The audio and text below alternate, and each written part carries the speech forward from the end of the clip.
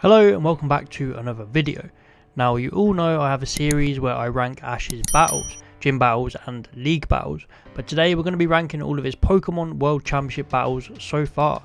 And yes, I'm jumping the gun pretty early, the series isn't over yet, he hasn't had that many big battles, but it gives us a chance to look back at the battles so far and look ahead of what they can do better. There's been some awesome battles so far, so I'm really excited to get into them and I hope you guys enjoy. Be sure to check out all the other battle rankings if you haven't already. In last place is Ash vs Lop. This battle only lasted a minute or so, it wasn't that important, it was just to set up the Karina battle. It was another Pikachu one-on-one taking on this guy's Clawitzer, and it was just a 2-move battle. Clawitzer sucked up Pikachu's Thunderbolt, so Ash had to finish it off with Iron Tail instead. A pretty simple battle.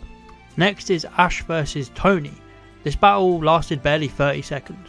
But it was Riolu's first Pokemon World Championship battle and it easily took down Electabuzz with Vacuum Wave. The only thing from this battle was to set up Riolu becoming Ash's most used Pokemon and to make Pikachu jealous in this episode. Also, it was kinda cool that Tony was a member of Surge's gym, which we also saw back in episode 18, so it was nice to see him return. Next up is Ash vs Hayden. This battle wasn't all that amazing, it was good for what it was, and that was to set up the Riolu and Ash aura connection. It was another Pikachu one-on-one, it was cool that Tauros looked quite tough, as the deck says Tauros, who are the leaders of their gang, have more scars on their horns, so this one clearly had some experience and ability, and Pikachu took it down with Thunderbolt pretty easily. One thing I did like is that Electro Web didn't work here.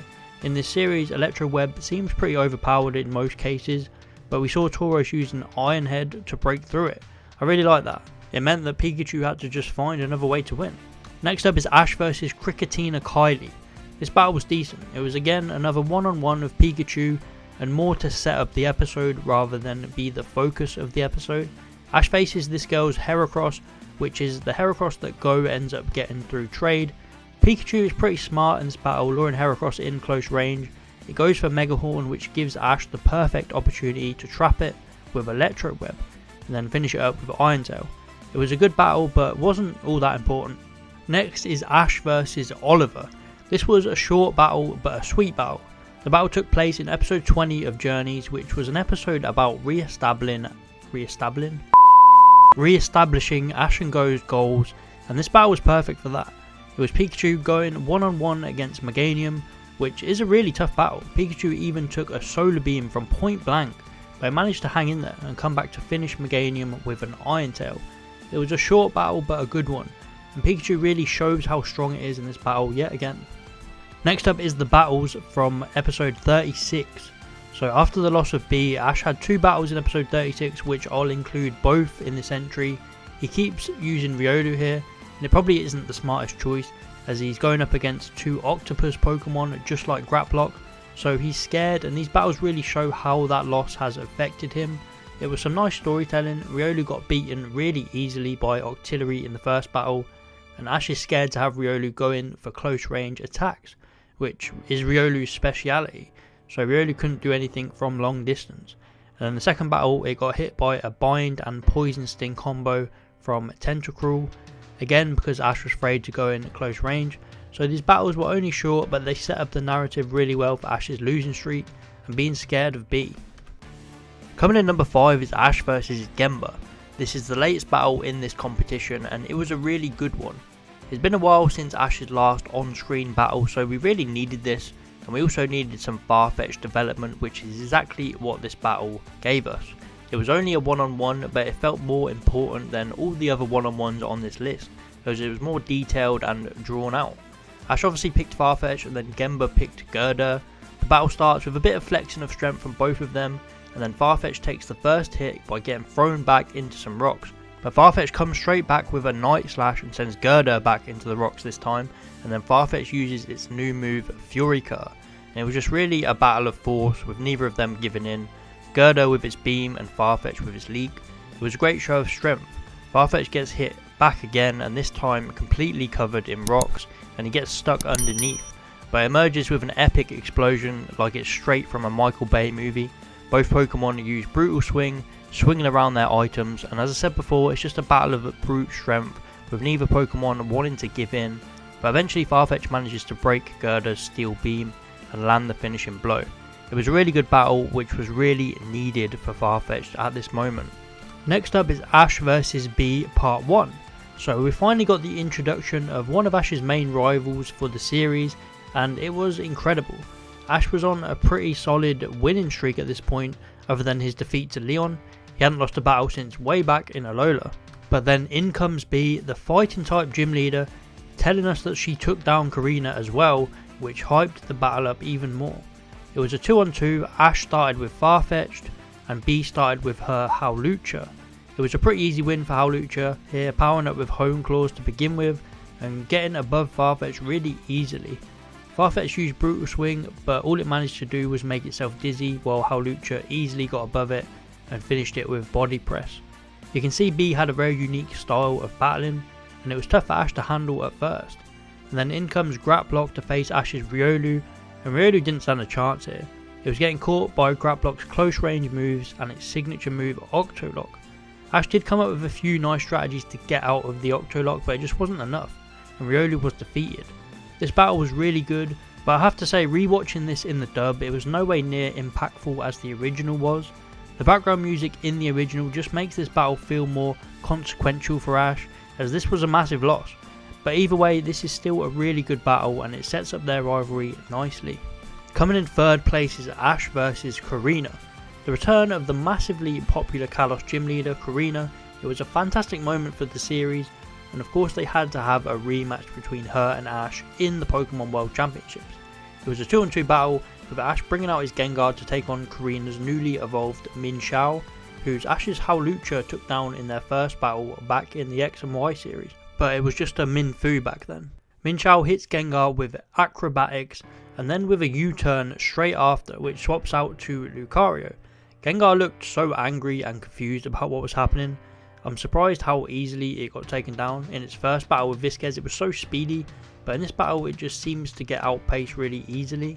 Lucario comes in and finishes off Gengar, and then in comes Ash's Dragonite, and this is where it gets going for Ash. Karina brought back her Minshao, and Dragonite uses Dragon Dance to avoid its attack, and it's very much like the counter shield that I used to use back in the Diamond and Pearl series, which is awesome. It powers up Dragonite and it protects it, and then it takes out Minshao with just one Dragon Claw attack. Next comes in Lucario again, and we see it Mega Evolve, and it was epic. Ash's Dragonite taking on a Mega Lucario, and once again Dragonite uses Dragon Dance to power up, and then it takes a hell of a hit from Lucario with both Aura Sphere and Power Up Punch. But it gets up, uses Hurricane to completely sweep the field, including sending a young kid flying out of the stadium, and then both collide with a final hit, and Dragonite and Dragon Claw come out on top. This battle just shows how strong Dragonite is, and Ash has barely trained it or even used it. The potential that this thing has is incredible. But this was a fantastic battle. A returning gym leader is always something to be happy about, and especially one that brings Mega Evolution back with her. Coming in second place is Ash vs Bea Part 2. So I've changed my mind about this battle. I used to prefer the first battle, but after rewatching I can safely say that this one just had a little bit more to it. More strategy from Ash, more action from both of his Pokemon. It was a lot more enjoyable. The battle starts with Pikachu versus Hitmontop, and Pikachu does really well here, keeping Hitmontop from spinning, and then Ash uses a nice move where he covers the field in Electro Web and then finishes it off with a quick attack. It was a much better start this time around, with Ash using his head a little bit more. And even Pikachu did okay against Grapploct. He managed to land a Thunderbolt on it from close range, but then it used Octolock to completely render Pikachu useless. And then finally Aqua Break to finish Pikachu off was absolutely brutal, hitting it dead on in the face. And then came the rematch between Riolu and Grapploct. This time Ash is completely calm, he lets Grapploct get in close and use Octolock on Riolu. It's a lot more enjoyable seeing Ash in his natural state, being confident, not overthinking compared to the previous battle. Riolu stores up his energy and bursts through with Force Palm. It was really good. I'm glad my opinion has changed on this battle. I used to think it was a bit rushed, but as I said, now I prefer it to the original, as the story comes full circle and you can see some natural progression for Ash, learning to not overthink things and play to his strengths. So overall, this was a really great battle and I can't wait for the third one. Coming in number 1 is Ash versus Vizquez. This battle was awesome. First off, Ash was returning to the Vermilion Gym to face off against one of Lieutenant Surge's students. It was packed with references to that battle that Ash had once had with Surge, which I really loved. Ash was well known for that battle and Vizquez couldn't wait to battle him. The battle was a 2-on-2 and started with Pikachu facing off against Raichu, the legendary matchup that we're so used to seeing, and the back and forth between them was great, with Ash using the same strategy he once used against Surge, with Pikachu digging its tail into the ground to stop it from getting hurt. The two were pretty even, and even Ash noticed this, so he decided to withdraw Pikachu and bring out Gengar. I love this. We've seen Pikachu versus Raichu time and time again, and the writers clearly knew that as well, as they decided to bring in Gengar to face Raichu. And Gengar was insane in this battle, coming in straight away by showing how quick it was. Raichu couldn't land a hit on it, and then it sweeps up Raichu with a quick Ice Punch and then finishes it with Psychic while it was trying to perform Volt Tackle. This battle shows how strong Gengar can be. I really hope it gets some more official battles soon. Vizquez brings in Electrode and it deals with Gengar pretty easily, and this is down to it using Magnet Rise, which creates an electric field with hovering rocks for it to bounce off and gain speed. So it takes out Gengar, leaving it to a one-on-one with Pikachu and Electrode. And man, did I love this ending. Ash had a perfect strategy of jumping on Electrode to stop it from rolling, which I'm pretty sure we've seen Ash do before, but I can't recall the battle. But Pikachu stops it from rolling with Iron Tail, and then Electrode is thrown into the air and decides to self-destruct on its own. And quickly Ash comes up with the idea to use Electro Web to protect Pikachu from the destruction, winning him the battle.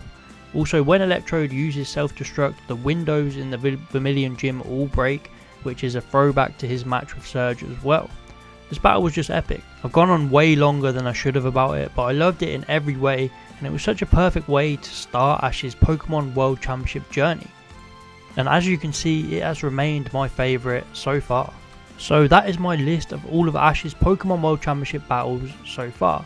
And I just love these battles, I love the whole concept of this tournament, and I'm hoping it's here to stay for the long run.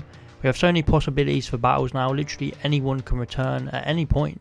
Could you imagine Ash defeats Leon, becomes world champion, and then whoever is the Gen 9 champion just comes in and takes Ash's crown? It would be a great way to keep Ash around and keep the world championship going. But I hope you guys enjoyed. Be sure to let me know which one is your favourite. I'll obviously be doing an updated version maybe next January when Season 3 comes around, and then we'll have a few more battles. So please like and subscribe if you enjoyed, and I'll see you next time.